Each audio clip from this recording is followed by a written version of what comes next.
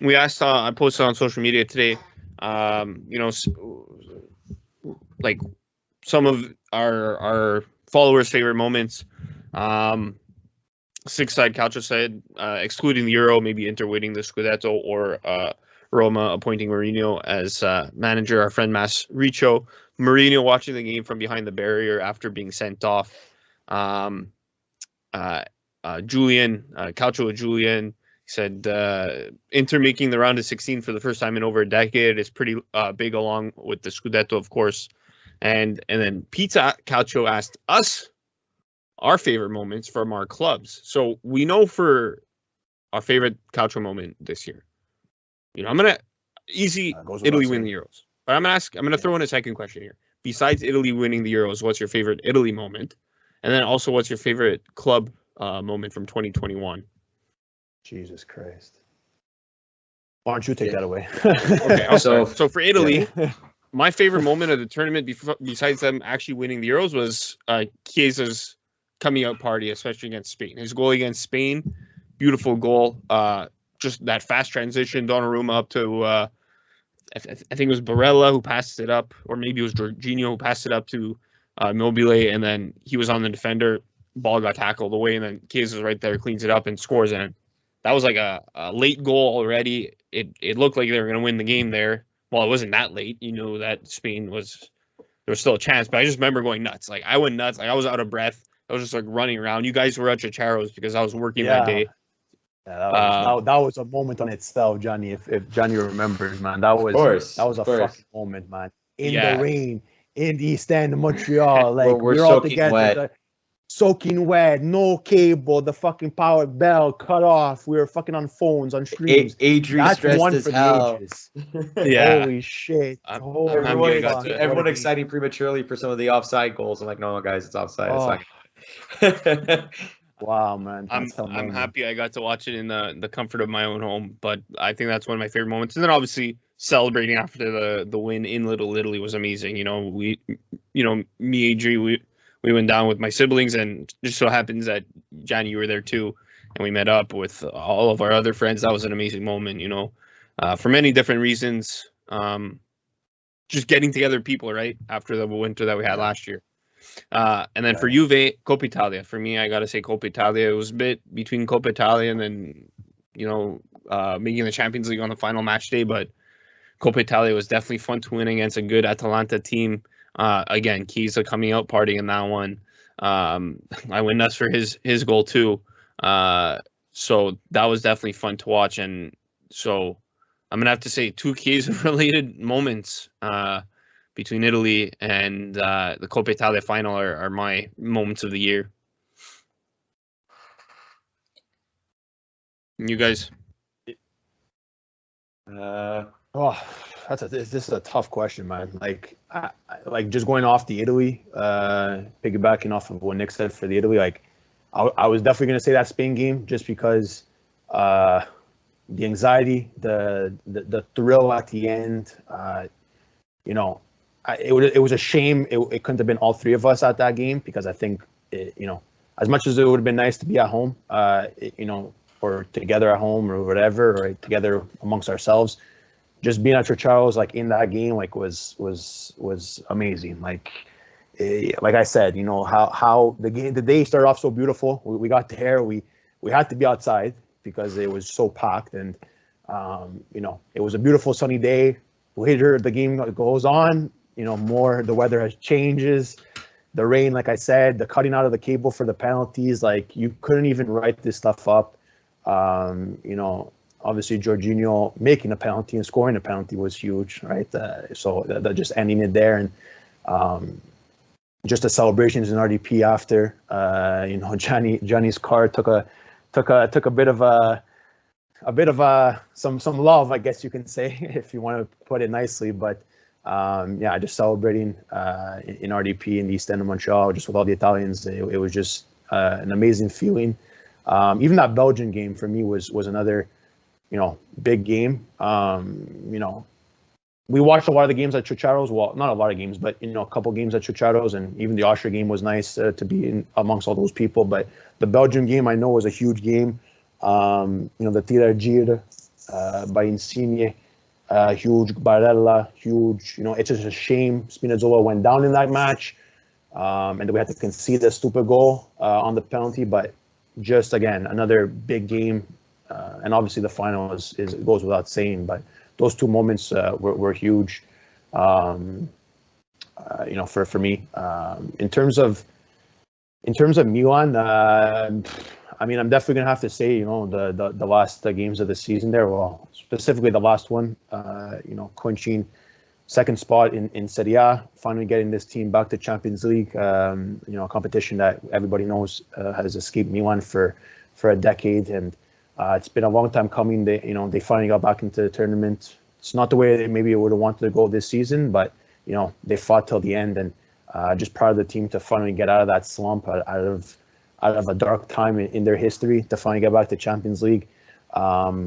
It was just huge. Again, being a tough team against Atalanta, it was amazing. So just that feeling again to make it back into Champions League, and a lot of fans, some Milan fans maybe being their first time seeing Milan in Champions League. Some it's many that they've seen Milan in Champions League.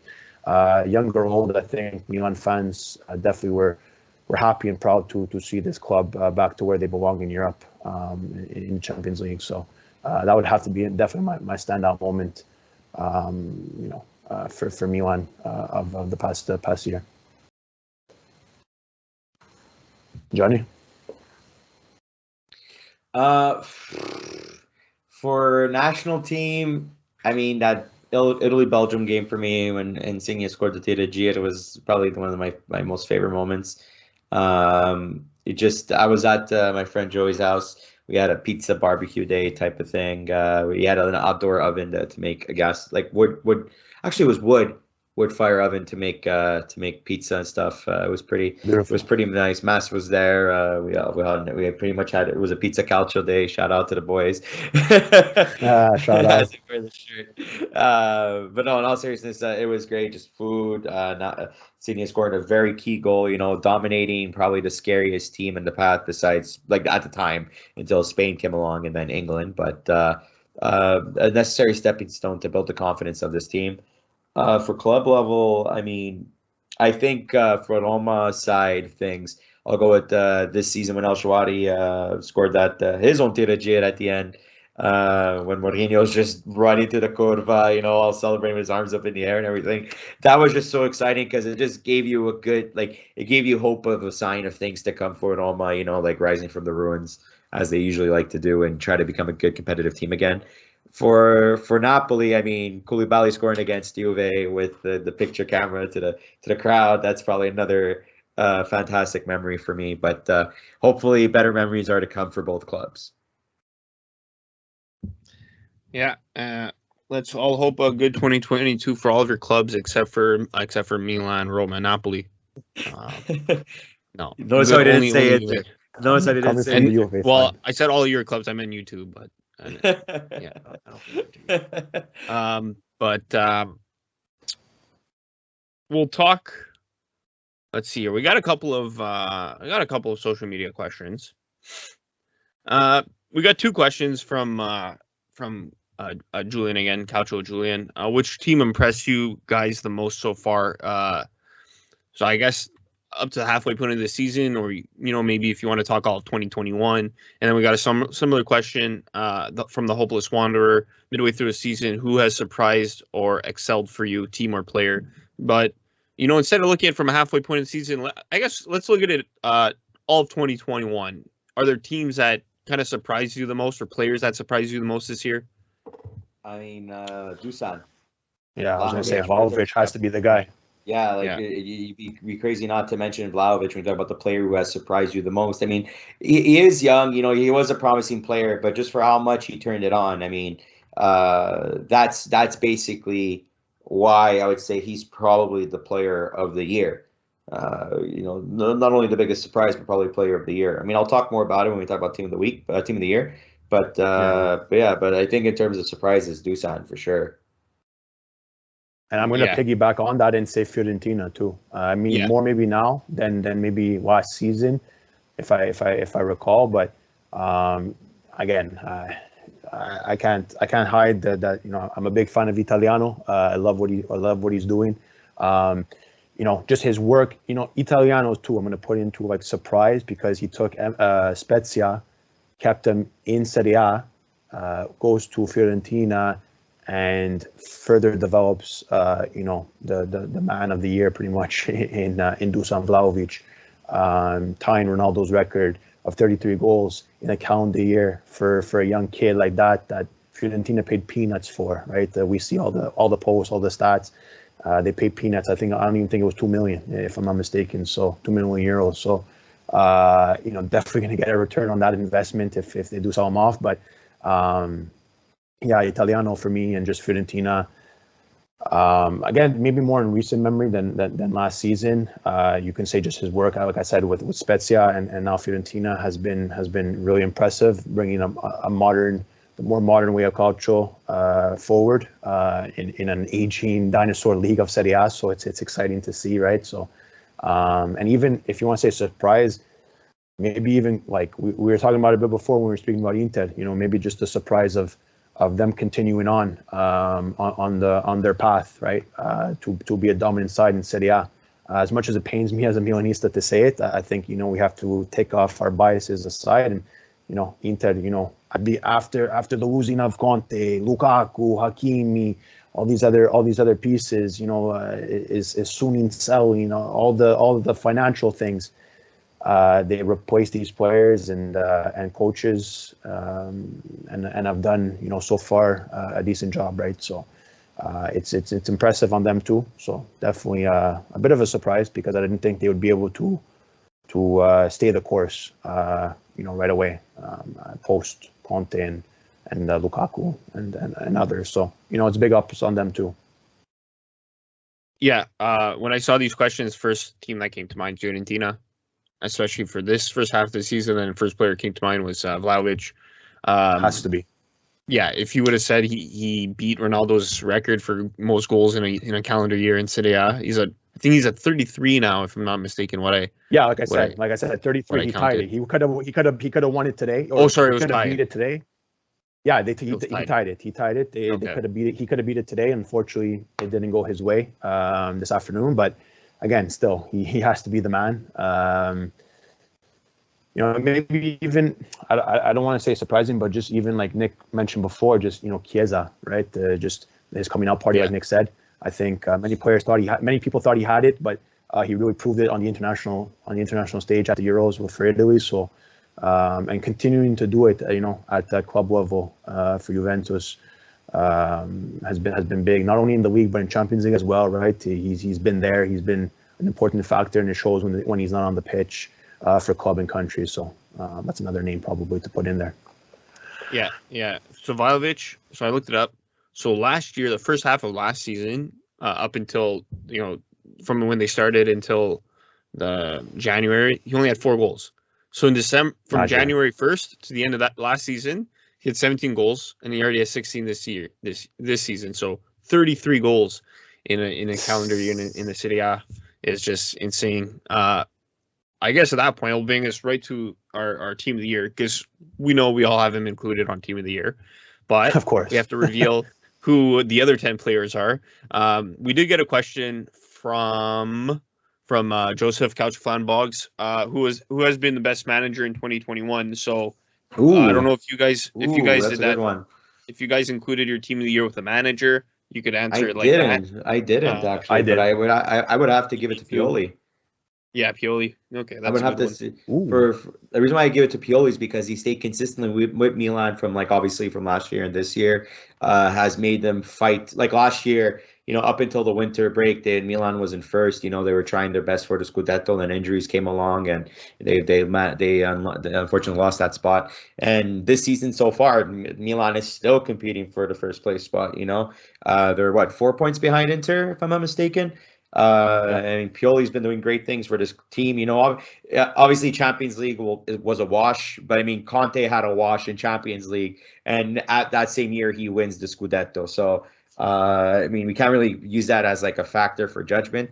But in terms of Serie A performance, I have to give Pioli manager of the calendar year easily. Yeah, For- Nick, I don't know if you had one. I was thinking Italiano. I Yeah, was I thinking gave mine away even before. I was even thinking Mancini just because of the Euro win, but no, because he still has to qualify for the World Cup. I wrote down Conte / Inzaghi. I'm going for a 2-1 here because they, Conte left. I think the fact that Conte wins the Scudetto with Inter, and then Inzaghi has continued that. It's probably legal to have two coaches. I don't care. Coach and it's a assistant podcast. coach. Yeah, there you go. Coach Together, and but assistant coach. if I would choose one over the other, I'd take Conte because I know he left and he's done a decent job with he's at Tottenham now, right? So he's done a decent job there, and apparently I don't watch the Prem too much, but what I've been seeing on Twitter is how they're a structured team now. And I think they even beat Liverpool on the weekend. So, if anything, I would give it to Conte. But let's move on to our team of the year. Do you guys want to do like entire team at once? You want to go position group by position group? No, go with position group by position group. Okay. Yeah. Goalies. I know he didn't spend the past couple of months in Serie A, but Donnarumma, just because he had a great season last year with Milan and then goes out player of the tournament with the Euros, fantastic Euros, all those penalty saves. Obviously he's not playing too much now at PSG, but I think his impact that he had on the league in the first half of the year and then obviously on the national team at that point is good enough for me to name him in my 11. And by the way, our rules for this are players that played in the Serie A.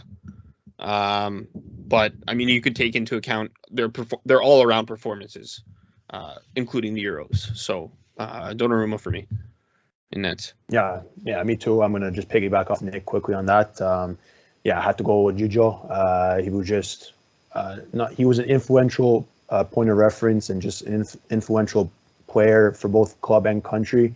Helping Milan last season. Unfortunate how they had to part ways and how that whole thing ended. But still wish Donnarumma the best, especially for the national team. He won us the Euros. He was the goalie of the tournament.